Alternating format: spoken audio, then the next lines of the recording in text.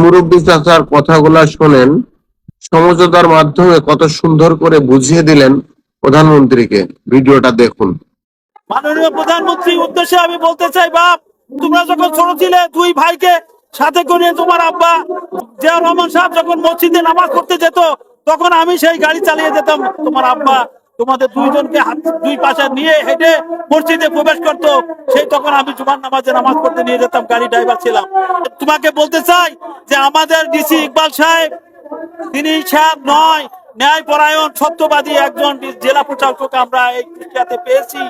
তিনাকে বদলি কেন, কি কি তিনি কি অন্যায় করলেন, তিনাকে কি অপরাধ করলেন, তাকে তাই এত দ্রুত এই বদলি করতে হবে। আমার অনুরোধ যে আমার তোমার বাপে তোমার আম্মা তোমাদের সাথে সন্নিকটে হওয়ার সাথে আমি অনুরোধ করছি এই ডিসি সাহেবকে বদলি প্রত্যাহার করুন, প্রত্যাহার করে পূর্ণবহাল করে দিন।